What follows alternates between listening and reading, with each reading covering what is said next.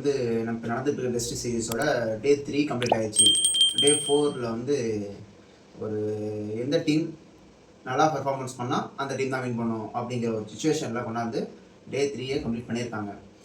இப்போது ஒரு bowling point of view, batting point of வியூன்னு தனியாக நம்ம பிரித்து பேசணும்னா, இப்போ பவுலிங்கில் நம்ம இந்தியன் டீமை எடுத்துக்குவோம். பிரசித் கிருஷ்ணா, சர்துல் தாகூர், ஜடேஜா, சிராஜ், பும்ரா 5 பேர் இருக்காங்க. 5 பேரில் ஒரு ஆளை தவிர 4 பேர் எதுக்கு இருக்காங்கன்னே தெரில. அது மாதிரி தான் ஒரு பவுலிங் டிபார்ட்மெண்ட்டே இருக்குது. ஒர்க் லோட் அதிகமானா அவரும் ப்ரெஷர் ஆவார், நோ பால் போடுவார். அந்த மாதிரி தான் நேற்று ஒரு நோ பால் போட்டார். அது மாதிரி தான் இந்தியன் டீமோட பவுலிங் டிபார்ட்மெண்ட் போயிட்டுருக்கு. நீங்கள் இங்கிலாந்து எடுத்துக்கிட்டாலும் காஸ், டங்க், பஷீத், ஸ்டோக்ஸ் அவங்க பார்த்தீங்கன்னா ஓக்ஸ் இருக்கார். இப்போ அவங்களுமே கிட்டத்தட்ட சேம் அப்படி தான் சொல்லணும். உங்களுக்கு டங்கும் ஸ்டோக்ஸும் 4 விக்கெட் எடுத்தாங்க. ஏன்னா அவங்க பிச்சு அப்படிங்கும் பொழுது அவங்க பிச்சுனாலும் ஃபாஸ்ட் பவுலருக்கு பும்ரா மட்டும் 5 விக்கெட் எடுக்க முடியுது. அப்படிங்கும் பொழுது அந்த ஸ்கில் இல்லையா, இதில் எப்படி அவங்க கவுண்டர் பண்ணுறாங்க பவுலிங்கை. இப்போ பும்ரா 3 மேட்ச் தான் விளையாடுவாங்க, மற்ற 2 மேட்ச் இல்லைங்கும் போது இது ஆப்வியஸாகவே இது கில்லுக்கும் கோச்சுக்குமே ஒரு டவுட்டாக தான் இருக்கும். எப்படி நம்ம பும்ரா இல்லாமல் விளையாட போகிறோம் இந்த பவுலிங் வச்சுக்கிட்டு அப்படிங்கும்போது ஒரு சந்தேகத்தை கொடுத்துருக்காங்க இந்தியன் பவுலர்ஸ். அது மாதிரி தான் பவுலிங் இருந்திருக்கு. பவுலிங் ஓகே, ஃபீல்டிங்கும் சொதப்பலாக இருக்குது. இப்போ ஒரு கேட்ச் விட்டால் 100 ரன் எக்ஸ்ட்ரா போகுது, இன்னொரு கேட்ச் விட்டால் 100 ரன் எக்ஸ்ட்ரா போகுது. அப்படிங்கிற மாதிரி தான் நம்ம இந்தியன் ஃபீல்டிங் இருந்திருக்கு. இந்த இடத்து பார்த்தீங்கன்னா 3 கேட்ச் விட்டாங்க, நேற்று 2 கேட்ச் விட்டாங்க. அவர் கேட்ச் விட்டவர் வந்து 100 போகிறாரு, நேற்று கேட்ச் விட்டவர் 199 வந்துட்டார். அப்படிங்கிற மாதிரி தான் பவுலிங் ஏதோ கொஞ்சம் போடுறாங்க. பும்ரா ஒழுங்காக போகிறாரு, அவர் ஓவர்லையுமே கேட்ச் போகுது. இப்போ அவர் ஓவரில் கேட்ச் பிடிச்சா கூட, இப்போ வந்த கேட்ச் பிடிச்சா கூட அவங்க 300 அந்த ரன்னே நெருங்கி வந்துருக்க மாட்டாங்க போல். அந்த அளவுக்கு தான் பவுலிங் இருந்தது. அவங்க இங்கிலாந்து பவுலர் சேர்த்து போகிற பவுலிங்கு பும்ரா ஓவரால் போட்டுட்ருக்காரு. அதுதான் உங்களுக்கு டிஃப்ரென்ஸே. இப்போ சிராஜுக்கும் சரி, பிரசித் கிருஷ்ணா 3 விக்கெட், சிராஜ் 2 விக்கெட் விழுந்துச்சு. அது எப்படி விழுந்துச்சு? அவங்க வந்து ஒரு அடிக்க போய் அவுட் ஆகிறாங்க. ஸ்ட்ரைக் போகிற பால் அடிக்கிறாரு போப்பு. ஓக்ஸும் சரி, ஹாரி ப்ரூக்கும் சரி, ஷார்ட் பாலை தூக்கி அடி 6 அடிக்க போய் கேட்ச் ஆகுறாங்க. இப்படி தான் அவுட் ஆனாங்க. மற்றபடி பவுலிங் இன்டெலிஜென்ஸால் அவங்க அவுட் ஆகலை. அப்படிங்கும் பொழுது இது வந்து பவுலிங் எந்த அளவுக்கு வீக்காக இருக்காங்கன்னு கொஞ்சம் தெரியுது. இப்போ நீங்கள் பும்ரா அவுட் கண்ட்ரியில் வந்து பும்ரா வந்து 150 விக்கெட் எடுத்திருக்காங்க.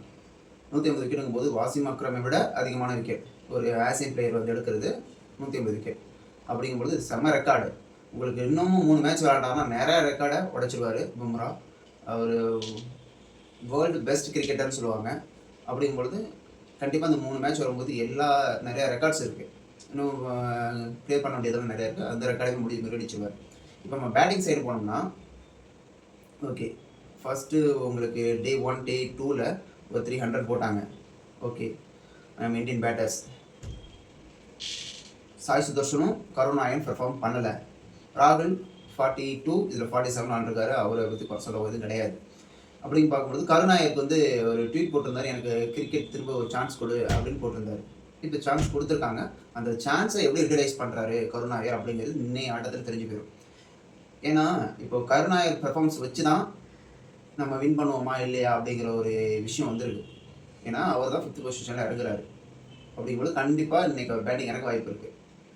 இப்போ அந்த பேட்டிங் வந்து கருணாயர், ஜடேஜா எப்படி விளாட்றாங்கன்னு பார்த்தா அதோட பேட்டிங் ஸ்ட்ரென்த் தெரியும். ஏன்னா டாப் 4 நல்லா விளாண்டுருக்காங்க, அவங்க குறை சொல்ல முடியாது. ஓகேவா? அதே மாதிரி இப்போது நம்ம பேட்டிங் ஸ்ட்ராங்கா இல்லை இங்கிலாந்து பேட்டிங் ஸ்ட்ராங்கான்னு பார்க்கும்பொழுது நம்ம இது மாதிரி கேட்ச் விட்டு இது மாதிரி பவுலிங்கை வச்சுக்கிட்டோம்னு வச்சுங்களேன், நம்ம பவுலிங்கை வெளுத்து வாங்கிடுவாங்க இங்கிலாந்து. அப்படிங்கும்பொழுது இன்றைக்கி ஃபுல் டே நம்ம அந்த டேவை நம்ம கையில் எடுத்தால் மட்டும்தான் இந்த மேட்ச்சை வின் பண்ண முடியும் பேட்டிங்கால். இந்த மேட்ச்சு பும்ரா மட்டுமே இந்த மேட்ச் வின் பண்ணி கொடுக்க முடியாது. சர்துல் தாகூர் சரி, சிராஜ் அண்ட் பிரசித் கிருஷ்ணா அவங்க 3 பேருமே இதை பெர்ஃபார்ம் பண்ணி ஆகும். அவர் பெர்ஃபார்ம் பண்ணால் தான் இந்த மேட்ச் வின் பண்ண முடியும். ஏன்னா லாஸ்ட்டு டே வந்து பவுலிங் கையில் தான் போய் நிற்க போகுது மேட்ச். ஓகேவா? பேட்டிங் எவ்வளோ கான்ட்ரிபியூட் பண்ணி கொடுக்குறாங்களோ அதை தான் பவுலிங் வந்து டேக் பண்ண. ஒரு 120 ரன், 150 ரன், 250 ரன், 300 டார்கெட் வச்சாங்கன்னா அது சுத்த வேஸ்ட்டு. அந்த டார்கெட்டே கண்டிப்பாக டிஃபெண்ட் பண்ண முடியாது இந்த பவுலிங்கால். ஓகேவா? அதனால் 300+ வேணும். கொஞ்சம் நம்ம ட்ரை பண்ண வச்சோம். இல்லைனா அவங்க கரெக்டாக அவங்க 40 ஓவர்லாம் அடிச்சுட்டு போயிடுவாங்க அந்த ரன்னை. அந்த லெவலில் தான் அவங்க பேட்டிங் பெர்ஃபார்மன்ஸ் இருக்குது. ஏன்னா நம்ம ஜெயிக்கணும்னா பவுலிங் கொஞ்சம் இம்ப்ரூவ்மெண்ட் பண்ணணும். ரெண்டாவது ஃபீல்டிங் சோப்பலாக இருக்குது, அதையும் இம்ப்ரூவ்மெண்ட் பண்ணணும். இதெல்லாம் இம்ப்ரூவ்மெண்ட் பண்ணால் மட்டும்தான் கண்டிப்பாக இந்த மேட்சை நம்ம ஜெயிக்க முடியும்.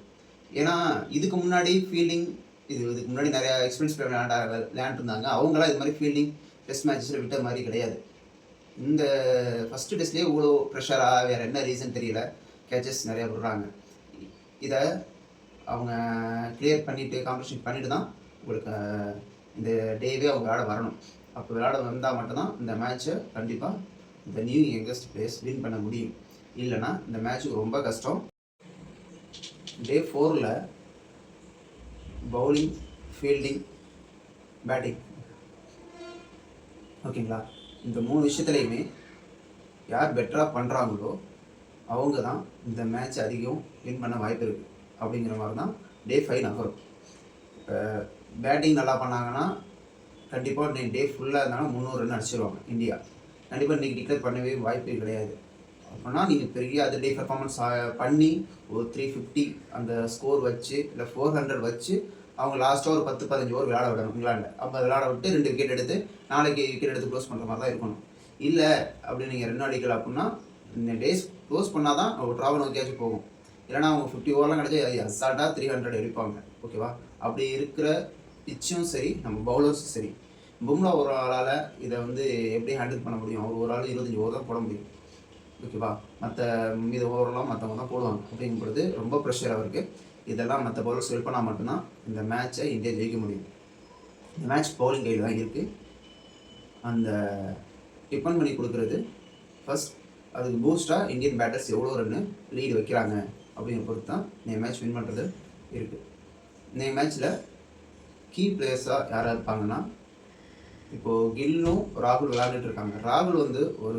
கில்லும் ராகுலும் இந்த பார்ட்னர்ஷிப்பை எப்படி செட் பண்ணி கொண்டு போகிறாங்க அப்படிங்கிற பொறுத்து தான். இந்த பார்ட்னர்ஷிப் விக்கெட் விழாமல் நம்ம கொஞ்சம் ஒரு 30 ஓவர் 50 ஓவருக்கு ஒரு டார்கெட் 250 300 அவங்களுக்கு டார்கெட் செட் பண்ணி கொண்டு போனாங்கன்னா, அவங்களுக்கு ஒரு 10-15 ஓவருக்கு ரிஷப் பண்டோ யாரோ வர்றவங்களாம் அதிலே விளாண்டாங்கன்னா ஒரு டார்கெட் பெரிய டார்கெட் செட் பண்ணி ஒரு லாஸ்ட் 15 ஓவருக்கு கொடுத்தோம்னா கொஞ்சம் அது இந்த வாய்ப்பு இருக்குது நம்ம இந்தியாவுக்கு. இல்லைன்னா ரொம்ப கஷ்டம். என்ன நடக்க போது நம்ம பொறுத்து பார்க்கலாம். தேங்க்யூ.